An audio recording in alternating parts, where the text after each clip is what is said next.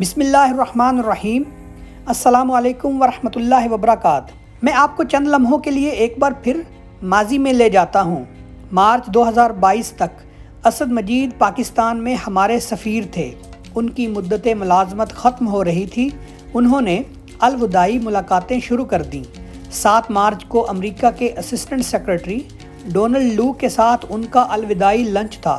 Lunch پر اسد مجید نے شکوہ کیا، میری مدت ختم ہو گئی، لیکن آپ نے صدر جو بائیڈن کی ہمارے وزیر اعظم سے بات نہیں کروائی۔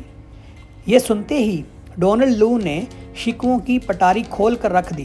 ان کا کہنا تھا عمران خان نے 2020 کے امریکی صدارتی الیکشنز میں ڈونلڈ ٹرمپ کو سپورٹ کیا تھا۔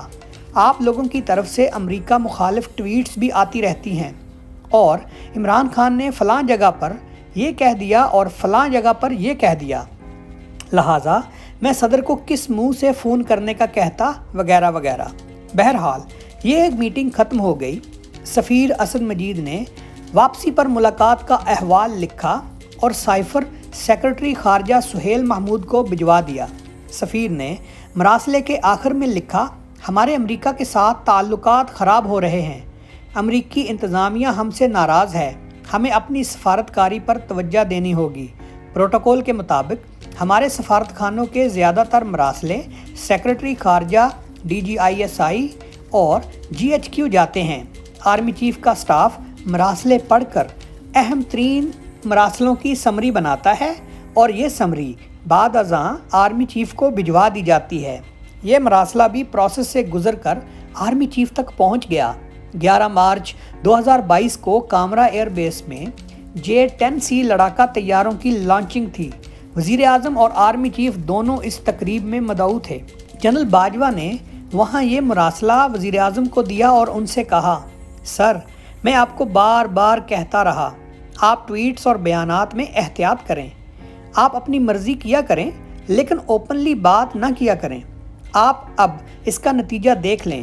وزیر اعظم نے مراسلہ کھولا، پڑھا، مسکرائے اور آرمی چیف سے کہا، جنرل صاحب، اس قسم کے مراسلے آتے رہتے ہیں، آپ اسے سیریس نہ لیں، اور ساتھ ہی کاغذ لپیٹ کر جیب میں ڈال لیا۔ عمران خان نے بعد ازاں 27 مارچ کو پریڈ گراؤنڈ کے جلسے میں ایک کاغذ لہرا کر کہا، باہر سے حکومت گرانے کی سازش ہو رہی ہے، لکھ کر دھمکی دی گئی۔ وزیر اعظم کی وہ تقریر حیران کن تھی۔ وزارت خارجہ سے لے کر GHQ تک افراتفری مچ گئی اور دھمکی اور سازش کی تلاش شروع ہو گئی۔ تحقیق کے بعد پتہ چلا یہ کاغذ وہی تھا جو آرمی چیف نے کامرا میں وزیر اعظم کو دیا تھا، اور یہ سائفر یا مراسلہ نہیں تھا، یہ محض سمری تھی اور یہ مختلف دفتروں اور میزوں سے ہوتی ہوئی آرمی چیف تک پہنچی تھی، اور آرمی چیف نے وہ گڈ فیتھ میں وزیر اعظم کو دکھائی تھی، مگر عمران خان نے اسے سیاسی کارڈ بنا دیا۔ یہ کہانی کا ایک حصہ تھا۔ آپ اب دوسرا حصہ بھی ملاحظہ کریں۔ 28 سپتمبر 2022 کو عمران خان اور پرنسپل سیکرٹری اعظم خان اور 30 سپتمبر کو عمران خان، شاہ محمود قریشی اور اسد عمر کی آڈیو ریکارڈنگز لیک ہوئیں۔ یہ آڈیوز وزیر اعظم آفس میں ریکارڈ ہوئی تھیں اور ان میں وزیر اعظم عمران خان پرنسپل سیکرٹری سے کہہ رہے تھے، اب ہم نے بس صرف کھیلنا ہے، اس کے اوپر نام نہیں لینا امریکہ کا، صرف کھیلنا ہے، کہ یہ تاریخ پہلے سے تھی اس کے اوپر۔ اور اس کے بعد پرنسپل سیکرٹری وزیر اعظم کو مشورہ دیتے ہیں، آپ میٹنگ بلا لیں، اس میں وزیر خارجہ شاہ محمود قریشی اور فارن سیکرٹری سہیل محمود یہ خط پڑھ دیں، میں اسے ریکارڈ پر لے آؤں گا، منٹس میرے ہاتھ میں ہیں، میں خط کو دھمکی بنا دوں گا۔ عمران خان میٹنگ کی وجہ پوچھتے ہیں تو پرنسپل سیکرٹری بتاتے ہیں، ہمارے پاس خط کی آفیشیل کاپی نہیں ہے، ہمیں اسے آفیشیل بنانے کے لیے میٹنگ کرنی چاہیے، وغیرہ وغیرہ۔ آپ اب اگر کامرا اور خط کی بیک گراؤنڈ کو ذہن میں رکھ کر اس گفتگو کا تجزیہ کریں تو آپ کو محسوس ہوگا وزیر اعظم کو یوں ہی سمری ملی، انہوں نے اسی وقت اس پر کھیلنے کا فیصلہ کر لیا تھا۔ انہوں نے اس کھیل میں اپنے پرنسپل سیکرٹری کو شامل کیا اور اعظم خان نے انہیں سمری کو آفیشیل بنانے کا مشورہ دینا شروع کر دیا۔ دوسری آڈیو میں عمران خان شاہ محمود قریشی اور اسد عمر کو اعتماد میں لیتے ہیں اور اسد عمر کہتے ہیں، یہ تو میٹنگ کی ٹرانسکرپشن ہے، یہ لیٹر نہیں۔ اور عمران خان کہتے ہیں آپ اسے چھوڑ دو، پبلک کو لیٹر اور ٹرانسکرپشن کی سمجھ نہیں ہوتی اور اس کا فرق بھی پتہ نہیں چلے گا۔ اب سوال پیدا ہوتا ہے، کیا اس کے بعد میٹنگ ہوئی تھی اور کیا اس میں سیکرٹری خارجہ نے وہ سائفر پڑھا تھا؟ میری معلومات کے مطابق میٹنگ ہوئی تھی، لیکن سیکرٹری خارجہ نے سائفر پڑھنے سے انکار کر دیا تھا۔ ان کا کہنا تھا میں سرکاری حیثیت میں یہ نہیں کر سکتا۔ سفارت خانوں کے سائفر سیکرٹری خارجہ کے لیے ہوتے ہیں، ہم صرف سائفرز کی سمریاں بنا کر متعلقہ محکموں کو بھجواتے ہیں، ہم اپنا سسٹم کسی کے لیے بھی اوپن نہیں کر سکتے۔ وزیر خارجہ شاہ محمود قریشی نے بعد ازاں سیکرٹری خارجہ پر دباؤ ڈالا اور سیکرٹری خارجہ نے آفیشیل چینل سے سائفر کی سمری وزیر اعظم آفس بھجوا دی اور یہ سمری اب ریکارڈ سے غائب ہے۔ بہرحال قصہ مختصر، وزیر اعظم نے پریڈ گراؤنڈ کے جلسے میں سمری لہرائی اور اسے لیٹر قرار دے دیا، تاہم اصل سائفر 31 مارچ 2022 کو قومی سلامتی کمیٹی کے اجلاس کے سامنے آیا تھا۔ یہ اجلاس عمران خان کے مطالبے پر بلایا گیا تھا۔ سائفر کی کاپی تمام شرکاء کے سامنے رکھی گئی تھی، لیکن وہ کاپی ساتھ لے جا سکتے تھے اور نہ اس کے نوٹس بنا سکتے تھے، اسے صرف پڑھا ہی جا سکتا تھا اور وہ پڑھا گیا اور آخر میں ایک متفقہ اعلامیہ بھی جاری کیا گیا جس میں یہ ڈکلیئر کیا گیا پاکستان کے خلاف کوئی غیر ملکی سازش نہیں ہوئی۔ اس میٹنگ کے بعد وزیر اعظم اور آرمی چیف کی ملاقاتیں بھی ہوتی رہیں اور عمران خان نے آرمی چیف سے کہا تھا جنرل صاحب بس ڈیمارش ہو گیا، یہ بات اب یہاں ختم ہو جائے گی، اور تمام لوگ خوشی خوشی گھروں کو واپس لوٹ گئے۔ لیکن بات یہاں پر ختم نہیں ہوئی، وہ خط مراسلہ یا سائفر آگے بڑھتا چلا گیا اور اس میں سے نیوٹرلز کا تانا بھی نکلا، امپورٹڈ حکومت کے ہیش ٹیگ نے بھی جنم لیا، میر صادق اور میر جعفر بھی پیدا ہوئے، غدار اور سازشی کا بیانیہ بھی بنا اور آخر میں اس سے گیدڑ اور شیر بھی نکل گیا۔ اور آپ دیکھیے گا اب دسمبر میں 4 لوگوں کے نام بھی لیے جائیں گے۔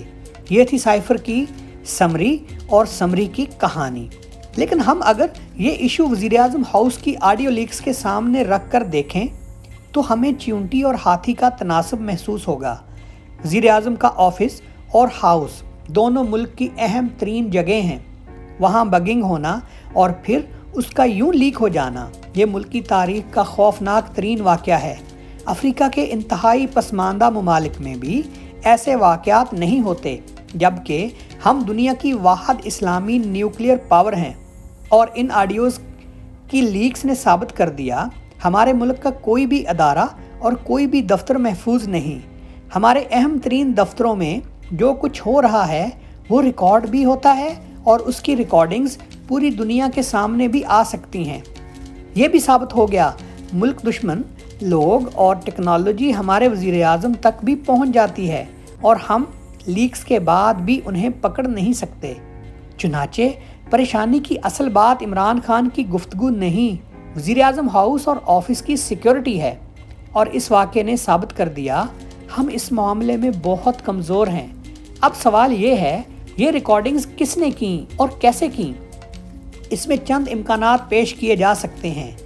پہلا امکان یہ ہے یہ ہمارے اپنے لوگوں کا کام ہو، ہمارے اداروں نے بگنگ کے آلات لگائے، ریکارڈنگز کیں اور یہ ریکارڈنگز بعد ازاں سائبر اٹیک یا ہیکنگ کے ذریعے چوری ہو گئیں، یا پھر سیاسی اختلافات اداروں کے اندر بھی پہنچ چکے ہیں اور اندر موجود کسی شخص نے ریکارڈنگز اوپن کر دی ہوں۔ دوسرا امکان یہ کام کسی بیرونی طاقت یا ادارے نے کیا ہو۔ آج کے دور میں وزٹنگ کارڈز، خط، برتنوں اور دھاگوں کے ذریعے بھی ریکارڈنگز کی جا سکتی ہیں۔ وزٹنگ کارڈز میں بھی مائکرو چپ لگ جاتے ہیں اور دھاگے کی شکل میں بھی چپس آ گئے ہیں، اور آپ 1.5 کلومیٹر کے فاصلے سے لیزر گن کے ذریعے بھی ریکارڈنگز کر سکتے ہیں۔ دور سے کوئی شخص لیزر بیم مارتا ہے، لیزر کھڑکی کے شیشے کے اندر جاتی ہے اور سامنے موجود لوگوں کی گفتگو ریکارڈ ہو جاتی ہے۔ اور تازہ ترین ٹیکنالوجی سیٹلائٹس بھی ہے، آپ سیٹلائٹ کے ذریعے کسی بھی ایسی ڈیوائس کو ریکارڈنگ مشین میں تبدیل کر سکتے ہیں جس میں چپ لگی ہو۔ لہٰذا آج کے زمانے میں ریکارڈنگز بہت زیادہ مشکل کام نہیں۔ लेकिन VVIP इमारतों और शख्सियात को रिकॉर्डिंग से बचाना, ये कमाल होता है। और हम बहसीत कौम इसमें मार खा रहे हैं। दुनिया भर में सरकारी इमारतों या दफ्तरों में मोबाइल फ़ोन नहीं जा सकते। सदर और वज़ीर आज़म भी मोबाइल फ़ोन कैरी नहीं कर सकते, लेकिन पाकिस्तान में वेटर्स और स्वीपर्स भी जेब में मोबाइल फ़ोन रखकर सदर और वज़ीर आज़म के दफ्तर में घुस जाते हैं। हमारी पूरी सरकार मोबाइल फ़ोन्स पर चल रही है, लिहाजा फिर सिक्योरिटी कहाँ होगी, मालूमात को खुफिया कहाँ रखा जा सकेगा। और तीसरा इम्कान, पाकिस्तान तहरीक इंसाफ ने वज़ारत उज़्मा से फ़ारिग होते होते वज़ीर आज़म ऑफिस में रिकॉर्डिंग डिवाइसेस लगा दी, वज़ीर आज़म की रिकॉर्डिंग्स की और वो नशर कर दी, और हुकूमत ने जवाब में इमरान खान और आज़म खान की ऑडियोज़ रिलीज़ कर दी। ये 3 इम्कानात हैं। हकीकत क्या है हम दावे से नहीं कह सकते, लेकिन ये चीज़ तय है, इन ऑडियो लीक्स ने मुल्क का रहा सहा भरम भी ख़त्म कर दिया और ये साबित कर दिया पाकिस्तान एक गैर महफूज मुल्क है। इसमें सदर, वज़ीर आज़म और आर्मी चीफ की गुफ्तगू भी महफूज नहीं। लिहाजा सवाल ये है, क्या हम इन हालात में कायम रह सकते हैं? ये $10 अरब का सवाल है। शुक्रिया दोस्तों, हमारे चैनल को सब्सक्राइब करें, वीडियो अच्छी लगी तो लाइक करें। अस्सलामु अलैकुम वरहमतुल्लाहि वबरकातुहू।